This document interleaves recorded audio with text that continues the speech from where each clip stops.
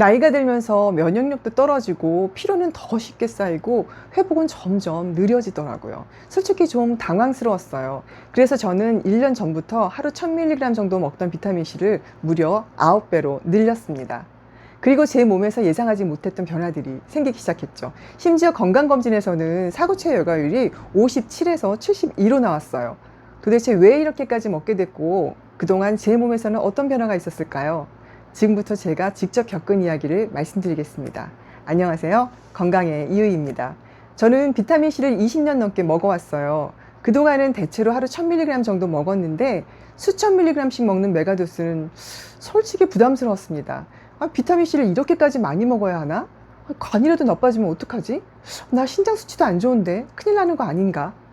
그러다가 이황재 박사님의 강의와 이 비타민C 이야기라는 책을 접하게 됐고, 적어도 저한테는 한번 조심스럽게 시작해볼 용기가 됐습니다. 처음부터 9000mg을 먹은 건 아니에요. 식사와 함께 1000mg씩 하루 3번 시작했고요. 몸 상태를 보면서 조금씩 늘려서 지금은 식사 직후에 3000mg씩 하루 3번 먹고 있습니다. 한동안 자기 전에도 먹어봤는데요. 저는 이상하게 잠을 깊게 못 자는 느낌이 들더라고요. 그래서 일단 이거는 미뤘어요. 그런데 이건 어디까지나 제가 제 몸 상태를 보면서 선택한 방법이에요. 사람마다 몸 상태도 다 다르고 맞는 양도 다를 수 있으니까 제가 먹는 양을 그대로 따라 하시라는 얘기는 아닙니다. 그렇게 1년 정도 먹으면서 제일 먼저 크게 느낀 건 매년 봄마다 찾아오던 무기력이었어요. 40대 중반부터는 봄만 되면 기운이 완전히 빠지는 것처럼 너무너무 힘들었거든요. 그런데 이번 봄에는 오늘 괜찮네? 매일 그러다 보니까 그 힘들던 봄이 그냥 훅 지나가 버렸습니다. 그리고 지난 영상에 재밌고 기분 좋은 댓글이 하나 있었는데요. 제 얼굴에서 막 광채가 난대요. 메가도스 하시는 분들 중에는 피부가 맑아졌다고 말씀하시는 분들도 많긴 하더라고요. 제 얼굴에 진짜 광채가 나나요? 저는 매일 보는 얼굴이라 잘 모르겠어요. 이건 여러분이 한번 봐주세요. 자, 그리고 두 번째, 면역력 관련인데요. 저는 감기에 한번 걸리면 특히 기침이 오래 가는 편이었습니다. 몇 달씩 고생한 적도 있었고요. 그런데 최근에는 감기에 걸리더라도 정말 아주 가볍게 지나갔고 예전처럼 기침 때문에 고생하다는 것도 전혀 없었습니다. 그런데 이런 변화를 느끼면서도 계속 마음에 걸리는 게 진짜 이렇게 많이 먹어도 계속 먹어도 내 몸에 진짜 괜찮을까? 왜냐면 특히 걱정했던 게 신장이었습니다. 메가도스를 찾아보면 신장이나 요로결석 이야기가 많이 나오잖아요. 그런데요, 건강검진 결과를 비교해 보니까 2018년에는 61, 2022년에 57이었던 사구체 열과율이 올해 2026년에는 따라란 72로 나왔습니다. 물론 이걸 가지고 비타민C를 먹어서 신장이 좋아졌다, 이렇게 제가 증명할 방법은 없죠. 사구체 열과율은 여러 요인의 영향을 받을 수 있으니까요. 하지만 적어도 제 검사 결과만 놓고 보면 제가 걱정했던 방향으로 가지는 않았던 거죠. 그래서 저는 앞으로도 검사를 받으면서 꾸준히 계속 확인해 볼 생각입니다. 사실 제가 나이가 들었다는 걸 가장 실감했던 건 회복력이었어요. 예전에는 좀 피곤해도 하루 푹 자고 나면 괜찮았는데 어느 순간부터는 피로가 다음날까지 이어지더라고요. 특히 산행이나 백패킹을 다녀오면 그걸 더 확실하게 느꼈어요. 근데 이제는 산행 후 피로가 예전만큼 심하지 않고 회복도 좀 빨라진 느낌이 듭니다. 마치 몸이 2년 전으로 돌아간 것 같아요. 그런데 저만 이런 변화를 느낀 게 아니에요. 제가 먹고 좋아지는 걸 보더니 딸도 한 6개월 전부터 같이 먹기 시작했거든요. 저희 딸은 스트레스를 심하게 받으면 실제로 열이 나고 두통도 자주 있었어요. 체온계를 가지고 다니면서 확인할 정도였다니까요. 그런데 본인 말로는 요즘 그런 증상이 예전보다 훨씬 덜해졌다고 합니다. 또 잠을 제대로 못 잔 날에도 예전보다 컨디션이 좋아서 업무에 크게 지장을 받지 않는다고 하고요. 신기한 건 이제 제가 챙겨 먹으라는 말을 안 해도 본인이 알아서 꼬박꼬박 먹는다는 거예요.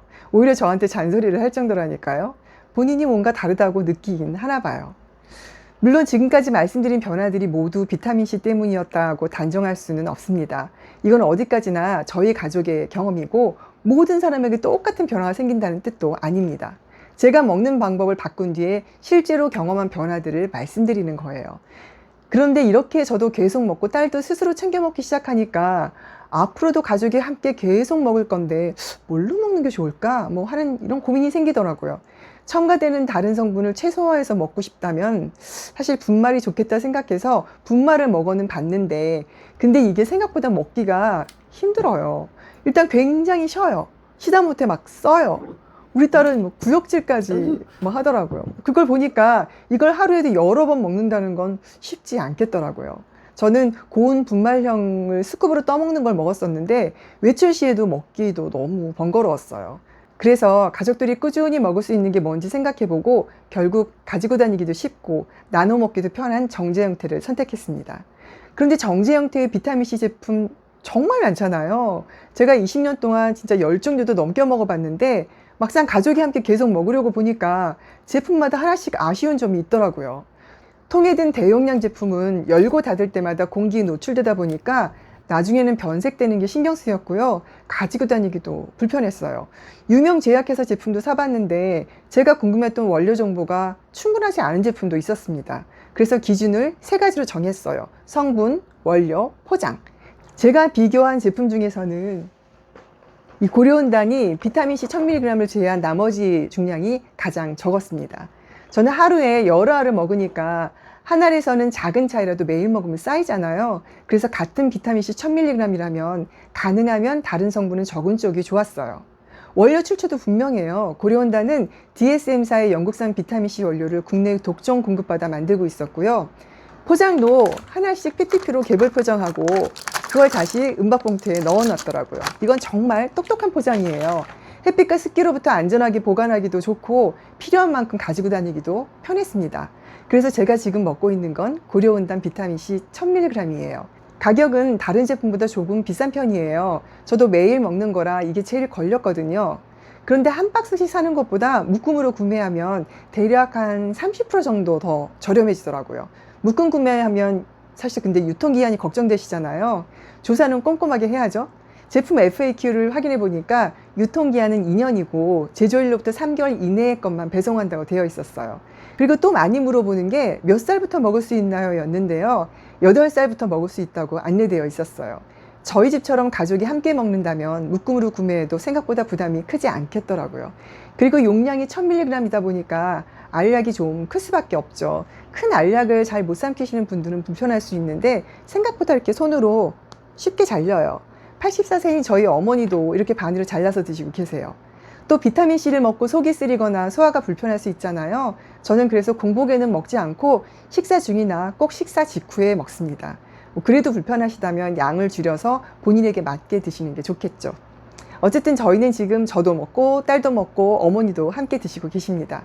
저처럼 비타민C는 계속 먹고 싶은데 도대체 뭘 골라야 하지? 고민하셨다면 제가 비교해본 내용도 한번 참고해보세요. 제가 자신있게 추천드립니다. 제가 먹고 있는 제품은 고정 댓글에 남겨놓겠습니다. 참고로 이 링크를 통해 구매하시면 쿠팡 파트너스 활동으로 저에게 일정액의 수수료가 지급될 수 있습니다. 오늘 말씀드린 건 제가 직접 경험하고 선택한 방법입니다. 사람마다 건강 상태도 다르고 반응도 다를 수 있으니까 제 경험은 참고로만 봐주세요. 그래도 저는 이런 생각은 해요. 나이가 드는 건 누구도 피할 수 없지만 건강하게 나이 드는 건 어느 정도 내가 선택할 수 있다고요. 그래서 나이 탓으로만 넘기기보다 지금 내가 할 수 있는 것들을 하나씩 챙기면서 살려고 합니다. 그럼 다음 영상에서 또 뵙겠습니다. 감사합니다.